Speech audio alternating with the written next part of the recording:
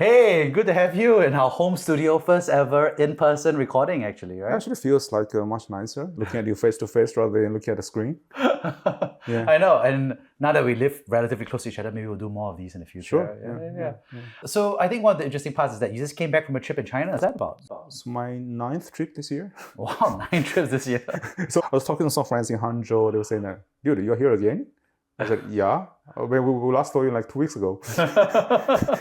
They might see you more than they see their friends who live in Hangzhou. Because some friends, like, they feel, because I'm a visitor, right? They feel obliged to catch up with me. Oh. And even if you're living in the same city, you don't have that urge. You see each other like once in a year. But this year, some of them were saying that, hey, I see you too often. Maybe we should not like catch up every time you're here.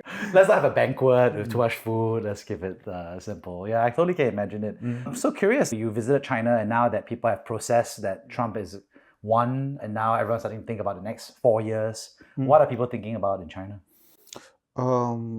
Actually, that's a question that came out in basically every single conversation there. Everyone's asking each other, hey, how do you deal with Trump? How do you deal with the next 4 years? There will be more tariffs. How do you do it? And some people say that, okay, we're just busy trying to ship as much as possible to the US before the uncertainty sets in. And I think a more common sentiment is that we don't know, right? We don't know. Things are expected to be volatile, but we don't know which direction it'll go. Maybe it will become even better. We don't know. But the question is that how do you prepare your capabilities to be able to respond agile to everything? And the funny thing is that most people I have talked to admire Trump to a certain extent. It was very interesting. I know he's going to most likely introduce the tariff. I know he's like unpredictable, but I feel that, okay, he's but maybe it's a business community thing, right? So lots of people I met in Eastern China and Southern China, they have, I wouldn't say disdain, but they're scared by all this progressive agenda and stuff because, I mean, most people are telling me that it reminds them too much about the Cultural Revolution in China in the 1970s. Where you are not afraid of saying anything wrong because anything wrong, you get labeled as a bad person and you get sent to jail. But of course, that's a different scale. But people draw some parallels. So lots of people, I mean, at the personal level, hope that Trump will win. But the consequences, you don't know, you have to deal with it. But also a sentiment is that people are saying that, okay, both parties, because the collision cause of two superpowers, and that's like a destiny of history. So it really doesn't matter who is in power. It's just little less volatility versus more volatility, but things are going towards a certain direction for sure. Yeah.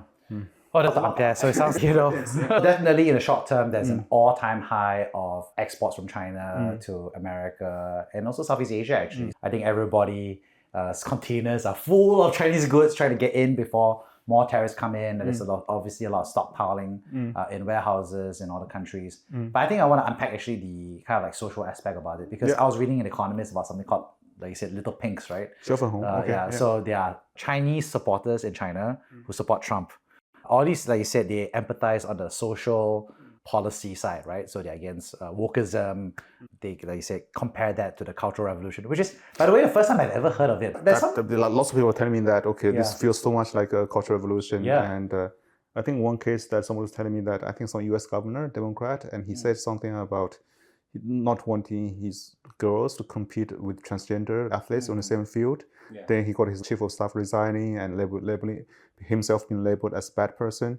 So that case, I think, got amplified in the media, and some people saying, okay, you can't say anything.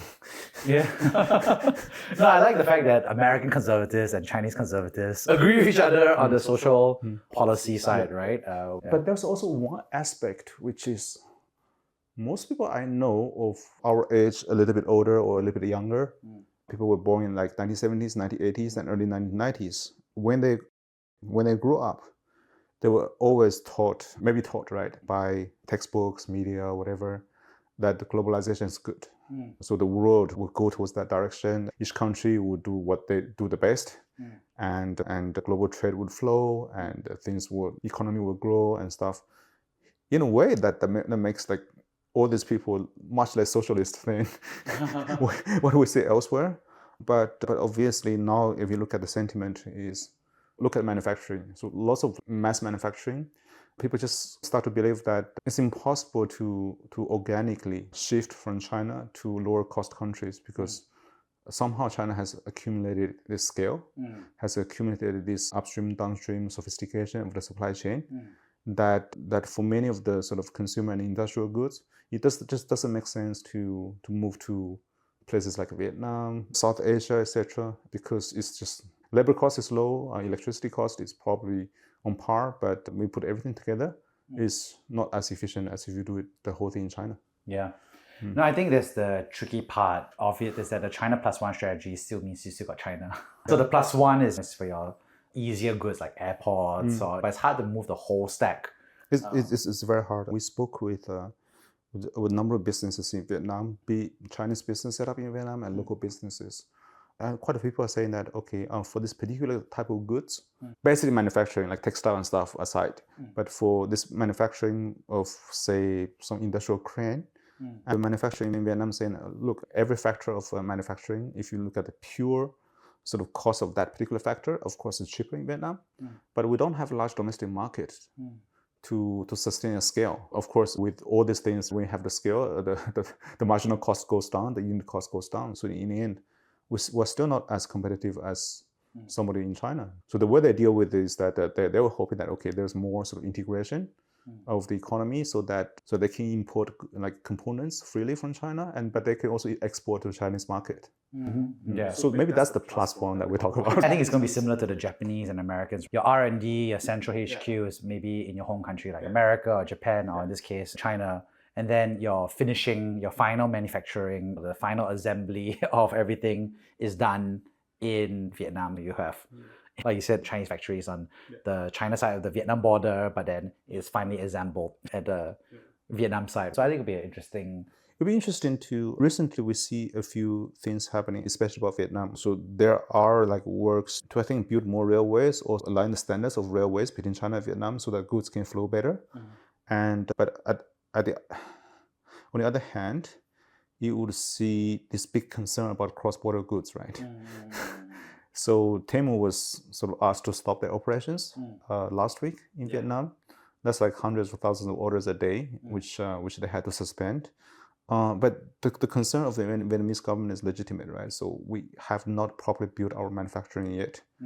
And now if all the goods are coming from China at cheap cost, before we could do anything to build things properly, to build competitiveness, so how would that go? How would a country transform from agriculture economy to the service economy without going through manufacturing, right? Yeah. It's similar to what Indonesia's gone through, right? Because they also banned Temu, and then they had a lot of dynamics also. They also went after Apple, right? So Apple gave a $1 billion investment to agree to increase the content of the Apple iPhones to be made or assembled in Indonesia. And then the Indonesian government says it's not enough, right? Yeah, exactly. I think it's just the world is going to become more protectionistic on that side.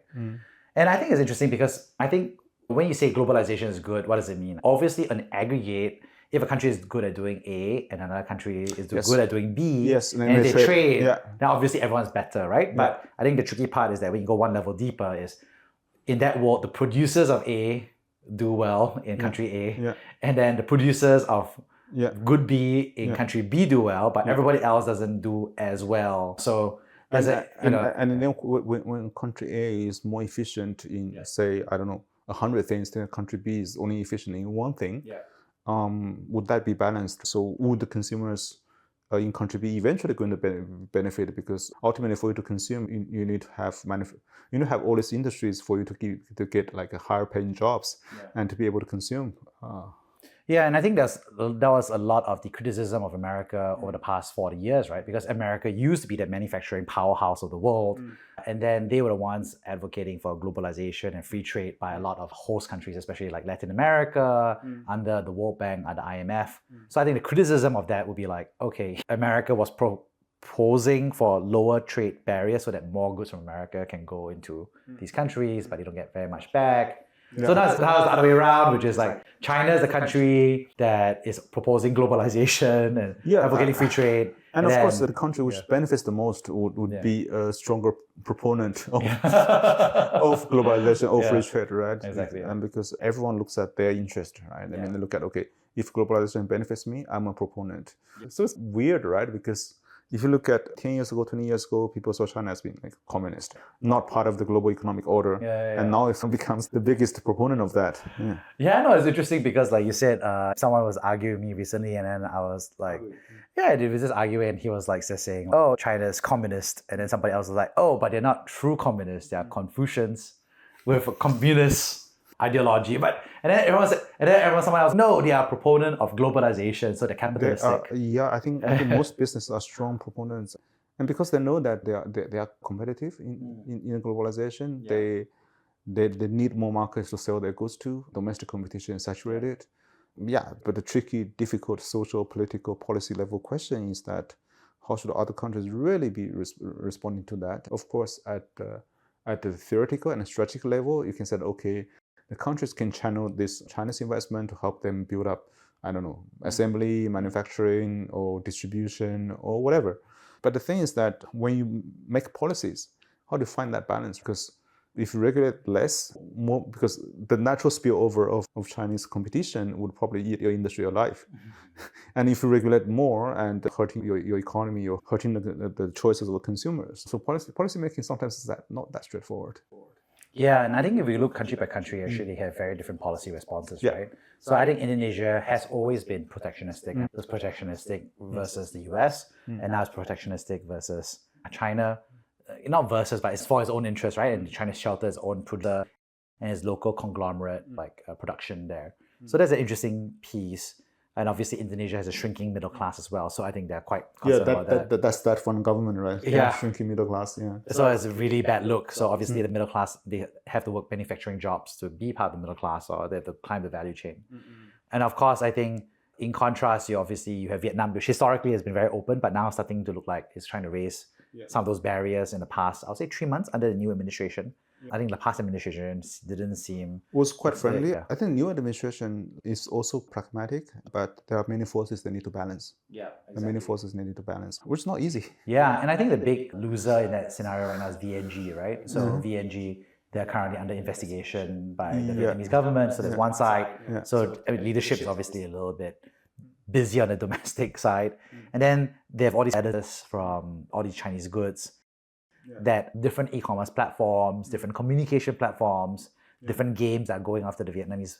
So it feels like VNG is under attack on all the verticals by all these Chinese companies. And also because the border is so permeable, you share a land border, logistics, supply chain. So it feels very, I think it's a good question in my head. So we talked a lot about Vietnam, and I was speaking with a few business, actually that lots of tech businesses, internet platforms, etc., grid delivery, etc., businesses are going to Saudi Arabia big time. So we know Meituan is already there, launched in this, I think, October. So I think a few days ago, somebody shared in a WhatsApp group that there's like they're testing the drones delivery in Dubai. So does that mean that they're going to Dubai next? I was speaking with some executives, very interestingly, passing by Singapore to go to the Middle East. I don't know why, because it's not exactly on the way. But I was asking them, hey, how do you guys think about the Middle East as a market? And they said, I mean, we have... in the past, we thought that they'll be very open to investing in us, but now we understand that these guys are shrewd as well. So they don't invest because they want to invest or because they have too much money. They look at the business fundamentals quite a bit. But on the other hand, and they said, when you look at Saudi Arabia as a market, how do you align your interests with local interests? I don't know. That people have this sentiment that it's easier. I said, why? A couple of things. You don't have a local manufacturing to protect. And not in Saudi Arabia. Not much, right? Middle East, And second, when you look at food delivery and e-commerce, you don't have a local labor force that you have to take care of their welfare to a great extent because most people working in these kind of industries are foreign labor. So what does that mean? Which means that you can relatively count on the high spending power versus the controllable cost of labor. No, I think I never thought about it that way, right? But I think it makes a lot of sense. When I was in Italy, as I shared before, I was traveling north from the south on a road trip with my wife. And as I went north, I was like, wow, the Chinese food is getting better and better. And when I hit Milan, there was so much good Chinese food. And it turned out, like I said, there's a Wuhan, Italy corridor where the Wuhan factories that used to assemble Italian goods, after the regulations came out that you had to be assembled in Italy to have a luxury goods stamp made in Italy. So they have a lot of Chinese labor who are living in Italy and they're in a factory that is some sort of like joint venture with the Italians. But then basically it's being assembled by a Chinese worker in an Italian factory, and their family, their kids are actually in Italy with them. And then, yeah, the goods are stamped made in Italy, right? So that's your assembly, but your raw materials, your leather, your all the supplies come from Wuhan, right? We spoke with quite a number of logistic providers, cross-border logistic providers in China this time around last week, and there's just so many different new sort of transport routes being opened, right? Yeah. My hometown, which is a small town like 80 kilometers north of Shanghai, was only plugged into the railway network like 20 years ago because it's at the end of the river delta, so it's you can only go in and out one way. And the last 2 months they opened 2 new direct train routes to Europe. Wow. Cargo train. Yeah. And I hear the same stories everywhere from Chengdu to where? From Chengdu to Mazia in Poland, from Xi'an to Budapest. Basically, lots of routes are being opened. And of course, I think I might have told you about this. There's a huge sort of logistic network between Shandong province in the north to Korea and Japan, sea shipping 8 hours. So all these things are happening, all this trade is going on. It goes back to the problem that we discussed earlier, right? How do policymakers in other countries see this? How do they balance this? Yeah, and I think for the Italians, it's very much like we want Italian goods. We have the IP and the patents and trademarks around luxury goods. We can assemble as long as it's Chinese labor making the bags, because the Italians, I think they don't have a large enough workforce for that kind of assembly. And so forth. For this kind of assembly, I actually studied about how things work, and in terms of absolute productivity, it's probably similar, right? So I know a factory owner who supplies to Xi'an, and he built factories in, I think, Turkey as well as Mexico. Yeah. And he's saying that when we look at the absolute productivity, okay, all things equal, an hour, how many pieces of garment that you can stitch? Similar, very similar.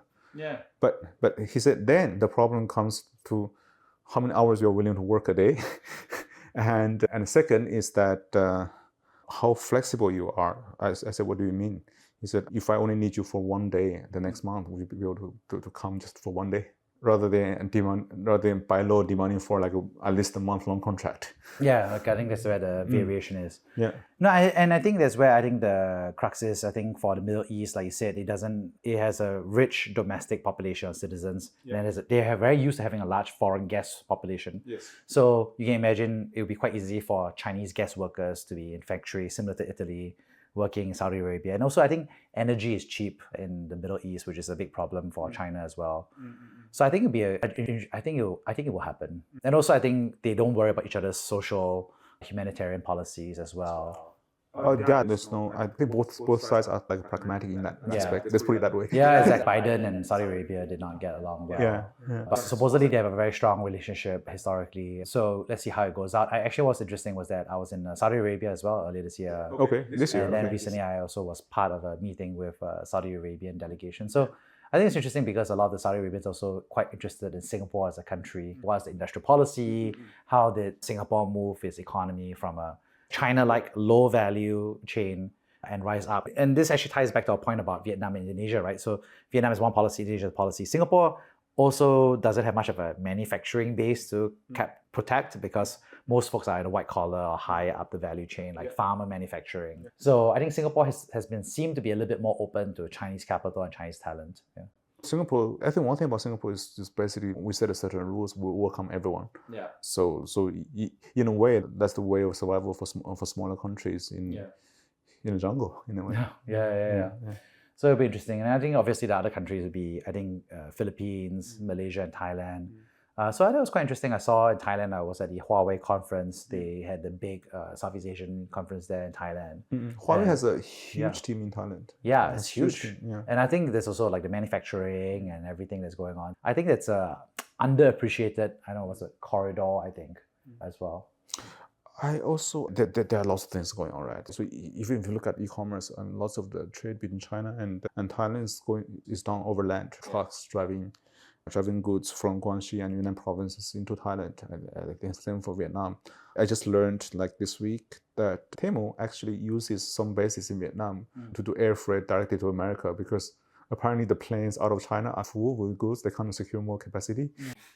Everybody's running around looking for shipping capacity now. It's crazy. It is crazy. It is crazy. Yeah. And I was asking some friends, what do you plan 2025? Because 2024, especially certain routes like China to Europe or China to US. China to US, the passenger planes have not recovered, so we don't have enough capacity in the bellies of the planes.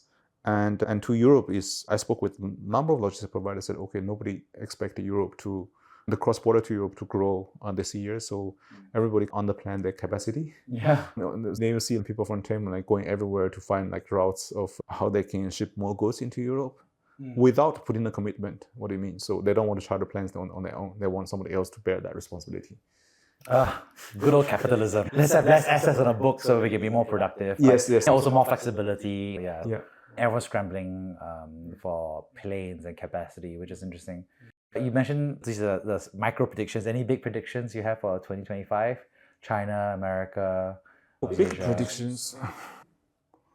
I do think that the last 4 years for lots of people has been painful. Cross-border e-commerce is growing fast, but for lots of people in manufacturing, etc., things have been painful because somehow you're just pessimistic, right? You just don't think that everything's good. You think Biden is old and he's not friendly, and economy in China is not really growing, etc., etc.